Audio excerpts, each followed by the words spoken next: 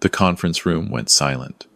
My stepdaughter Claire stood at the podium, champagne glass raised, her graduation gown still draped over her chair. 50 people, friends, family, colleagues, all turned to watch her toast. "I want to thank everyone who made this possible," she said, her voice carrying that practiced confidence she'd learned at McGill. "Especially my father, who believed in me enough to invest in my future. Dad, this engineering degree is as much yours as it is mine."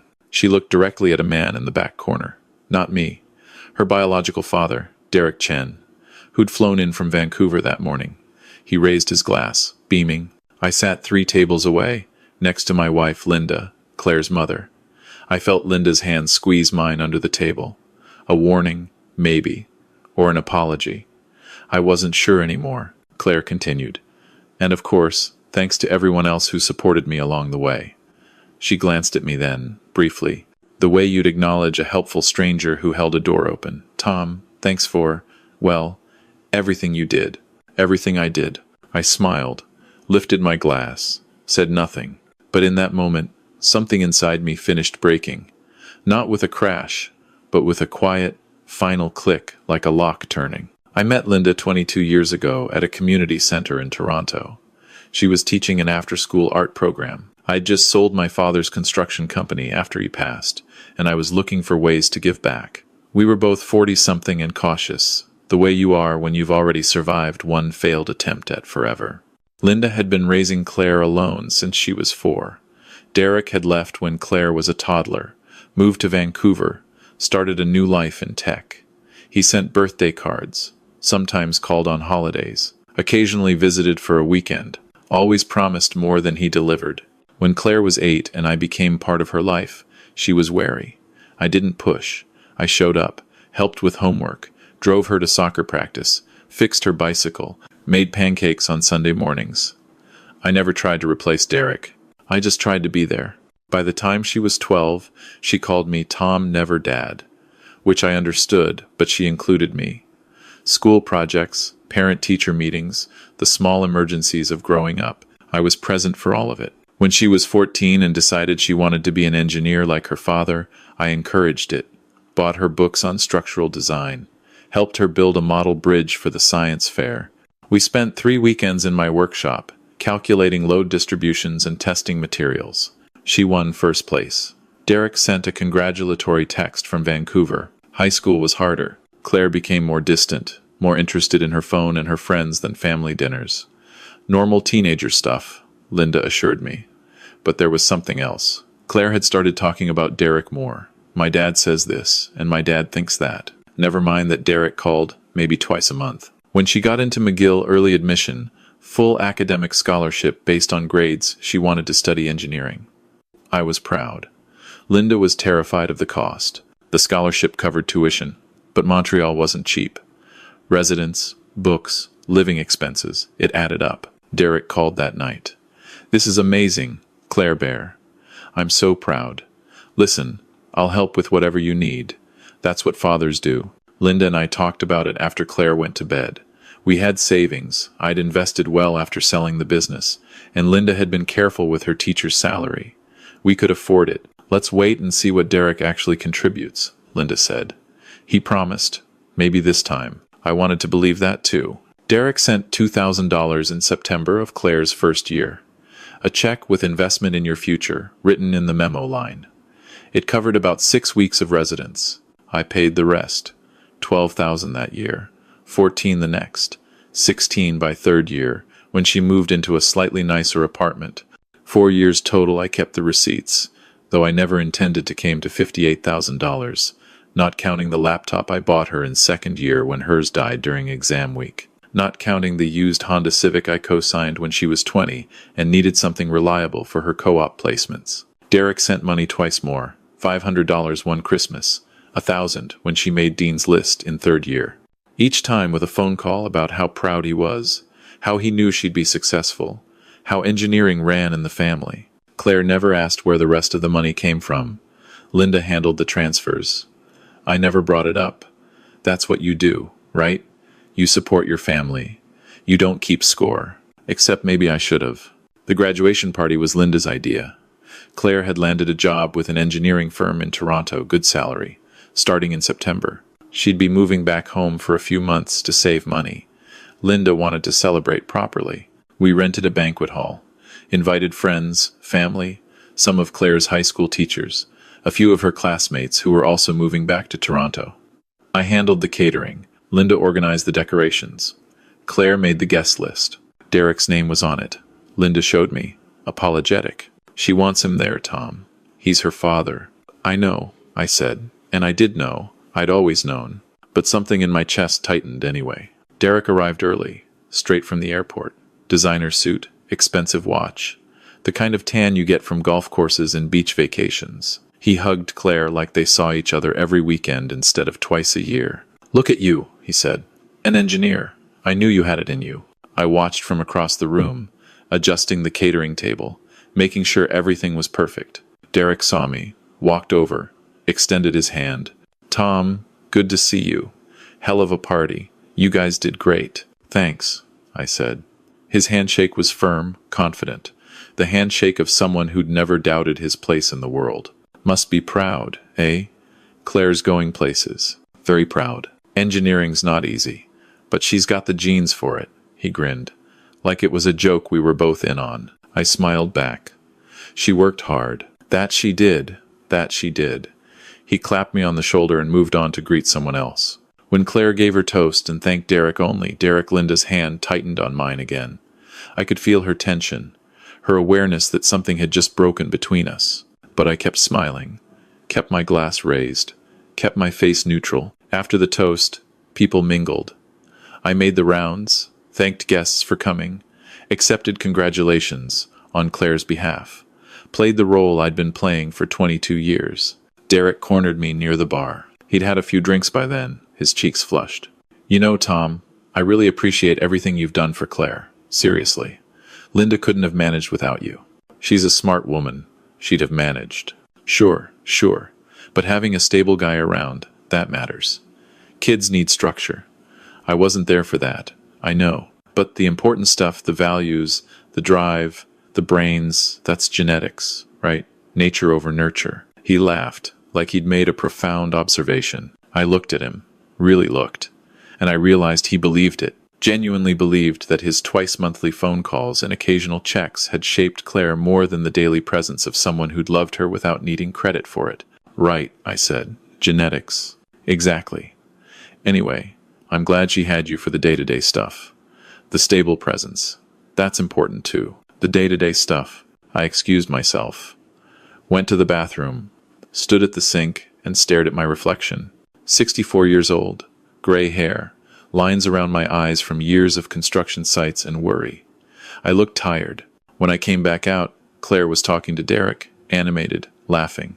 She looked happy. She'd always looked happy around him, the special, rare happiness you reserve for someone you don't see often enough to take for granted. I walked past them. Neither noticed. Linda found me later, in a quiet corner. "Tom, it's fine," I said. "It's not fine. She should have thanked you. Properly. You paid for everything." She didn't know that. Yes, she does. I've told her. Multiple times. She sees Derek differently.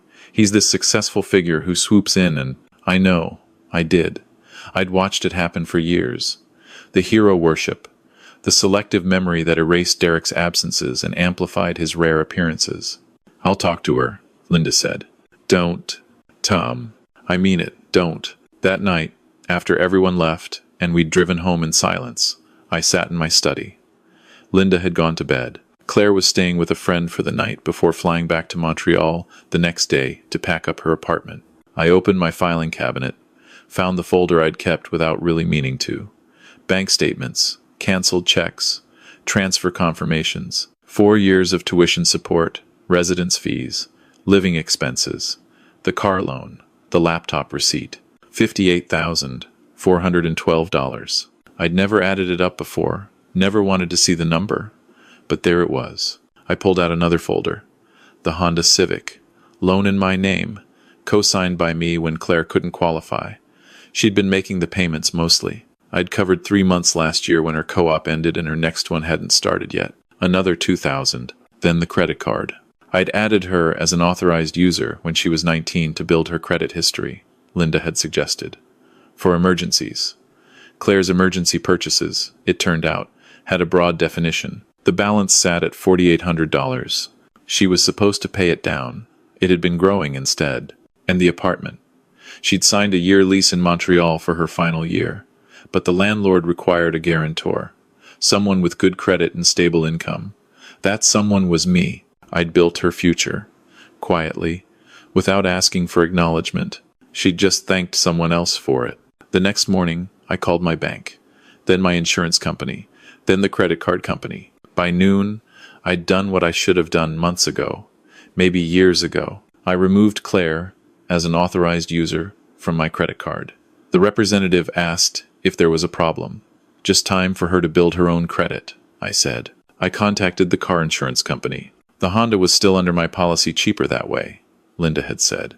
I called and removed it. The representative warned me that Claire would need to secure her own policy immediately or risk driving uninsured. She'll handle it, I said. Then I called the leasing company. Informed them I was withdrawing as guarantor on the Montreal apartment. They informed me I couldn't do that mid-lease. I asked what would happen if I stopped paying should Claire default. They said they'd pursue collection against Claire and potentially evict her. Understood, I said. I didn't cancel anything that would leave her stranded immediately.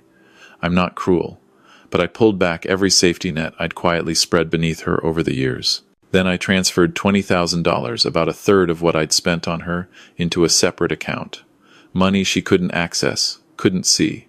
Insurance for Linda and me, for our future. Finally, I drafted an email. Short, factual. Claire, I've made some changes to your financial arrangements. You're no longer on my credit card. Time to build your own credit. The car needs to be transferred to your own insurance policy by end of the month. I've attached documentation showing the expenses I've covered for your education over the past 4 years. I thought you should have the full picture. I'm proud of what you've accomplished. But you're an adult now, starting your career. It's time to stand on your own. Tom. I attached the bank statements, the receipts, the loan documents. Then I closed the laptop without sending it. Not yet. Linda found me in the study that afternoon. What did you do? She'd been crying. What needed to be done? Claire called. Her credit card was declined. She was trying to book her moving expenses. She has the job. She has a salary starting in 3 months.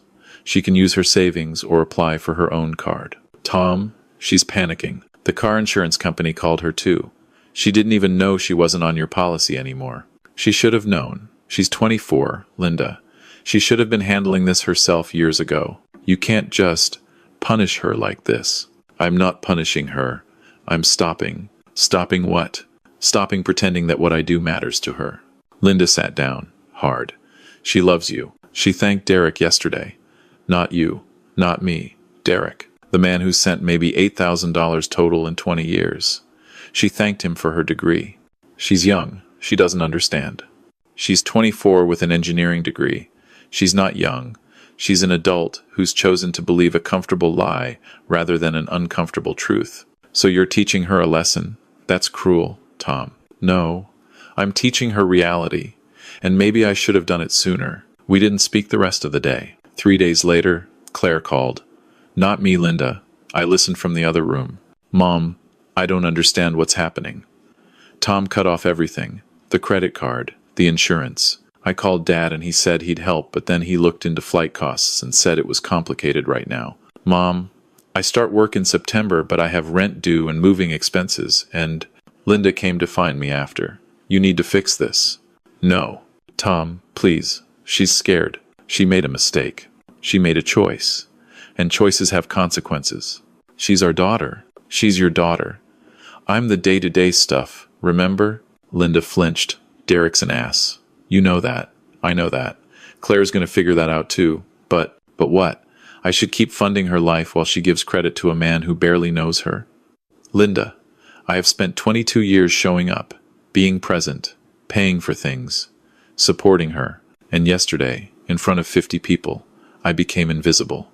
The help, the background character in her life story. She didn't mean, yes, she did. A week passed. Claire moved back to Toronto, but not to our house. She stayed with her friend Sarah, the one from the graduation party. Linda visited her there. I didn't. Linda came home one evening and said she's applying for her own credit card, and she found cheaper car insurance. She's managing. Good. She asked about you. What did she ask? Why you're doing this? Why now? I looked at my wife. We'd been married 18 years. I'd loved her steadily, quietly, the way you love when you've already learned the cost of losing someone.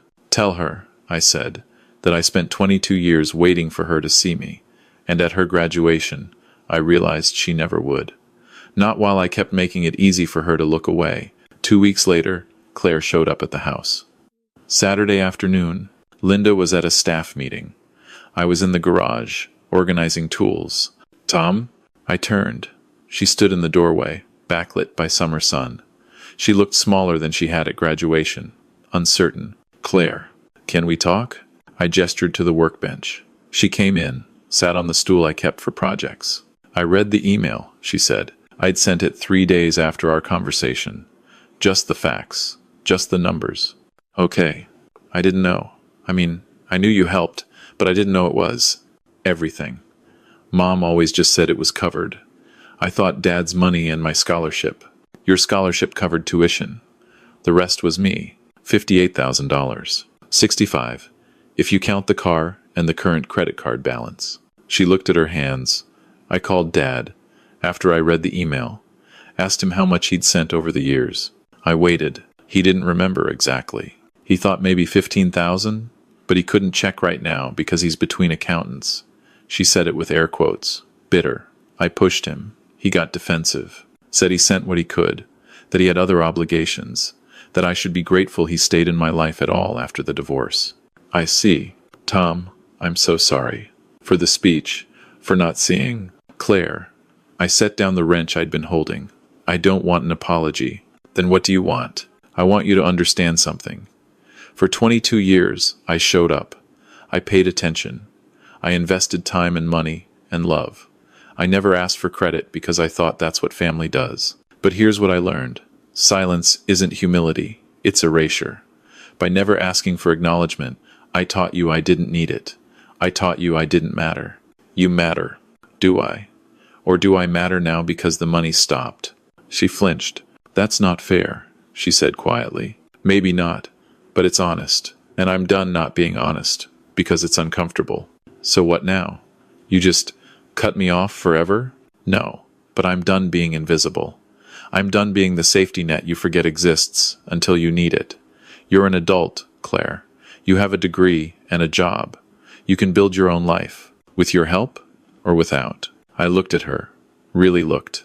She was crying now, quietly, and I felt something shift. Not forgiveness that would come later, or maybe it wouldn't, but something softer than the anger I'd been carrying. That depends, I said.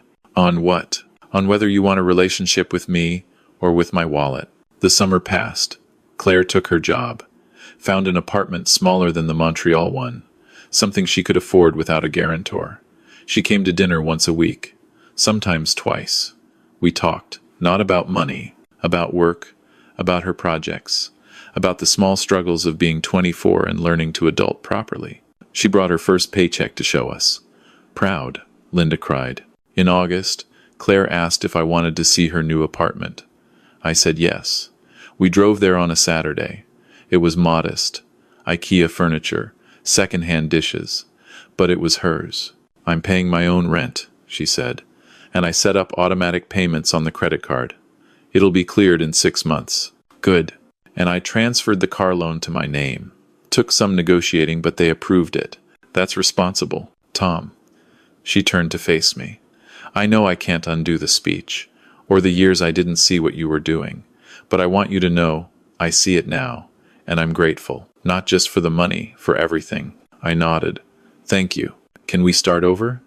Not forget I don't deserve that, but start building something real? We can try. Linda and I talked about it that night. Do you regret it? She asked. Cutting her off? No. She could have floundered, really struggled. She could have. But she didn't. She figured it out, because she had to. I was so angry at you. I know, but I think I understand now. You weren't punishing her. You were refusing to let her keep disrespecting you. She didn't see it as disrespect. She saw it as normal. That's what I taught her. Linda was quiet for a long time. Then, I'm sorry too. I let it happen. I knew Derek was taking credit. I knew she wasn't acknowledging you. I told myself it would balance out eventually, that she'd figure it out when she was older. Maybe she would have. Or maybe she'd have spent her whole life thinking success was genetic and hard work was just background noise. Did we fail her by making it too easy? I thought about that. About the model bridge when she was 14, the midnight drives to pick her up from parties, the Sunday pancakes, the quiet, steady presence I'd maintained for 2 decades. No, I said finally. We loved her. But I stopped letting her take that love for granted. There's a difference between supporting someone and disappearing into their life. I won't disappear anymore. Not for her. Not for anyone. A year later, Claire invited us to her company's family day.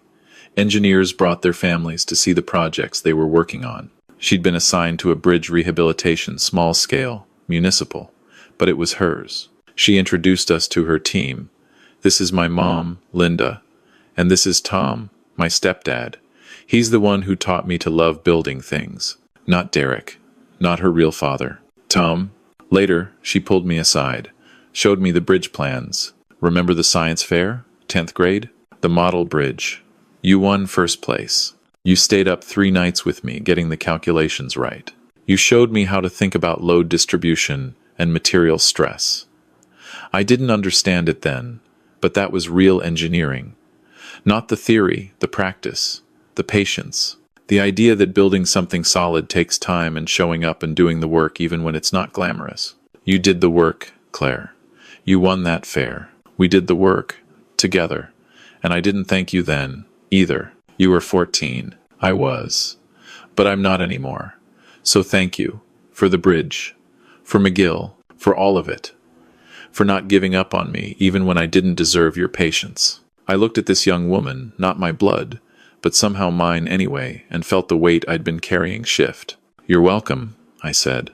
That night, Linda asked me if I was happy. Happy? With how it turned out. With Claire, I thought about it. About the anger and the silence and the painful rebuilding. I'm satisfied, I said.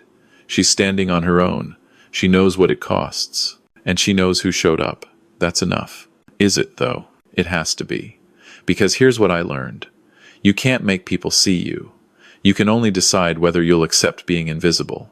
I chose not to, and maybe that cost us time, cost us comfort, but it gave us truth, and truth is what love should be built on. Linda kissed my forehead. When did you get so wise? The same day I decided I'd rather be honest than comfortable. Sometimes I think about that graduation speech, about standing in that banquet hall, invisible, while Claire thanked a man who'd barely shown up. I think about the anger I felt, the betrayal, the bitter arithmetic of $58,000 and 22 years. But I also think about what came after. The hard conversations, the boundaries, the slow rebuilding of something real. Claire and I have dinner twice a month now. We talk about her work, her projects. She asks for advice sometimes. Not because she needs my money, she doesn't, but because she values my perspective. Last week, she brought her boyfriend to meet us, an architect. They met on a project site. She introduced me as Tom, my stepdad, who taught me everything about building things properly. And later, when we were alone in the kitchen, she said, "You know, I tell people about you now, about the 10th grade bridge, about McGill, about how you showed up for 22 years without asking for credit. You don't owe me, I know, but I want to. I want people to know who you are. Not who I pretended you were. That's the thing about respect. You can't demand it. You can't buy it. You can't earn it through silence. But you can require it. You can say, this is the line. This is what I will and won't accept. And sometimes, if you're lucky, the people you love will hear you. They'll choose to step toward you instead of away. Not because they have to, because they want to. Because they've learned that love without respect is just comfortable lies. And nobody builds a life on lies, not one that lasts. I'm 65 now, retired. Linda and I are planning a trip to the Maritimes next summer. Claire asked if she can join us for part of it. We said yes. Derek sent her a Christmas card last year. She texted me after. He says he's proud, wants to reconnect now that I'm established. What did you tell him? I told him I'm busy, And that if he wants to be part of my life, he needs to be part of the work, not just the celebration. Good answer. I learned from the best. I don't know if that's true. I made mistakes, stayed silent too long, let resentment build instead of speaking up. But I also learned, and so did she. That's what family is, maybe.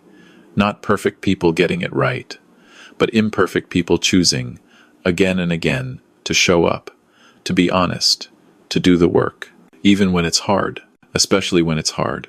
And in the end, that's the only lesson worth teaching. Don't disappear into other people's lives. Don't accept being invisible. And don't mistake silence for love. Real love demands to be seen. It requires truth. It insists on respect. Everything else is just comfortable erasure. And nobody should live their life erased.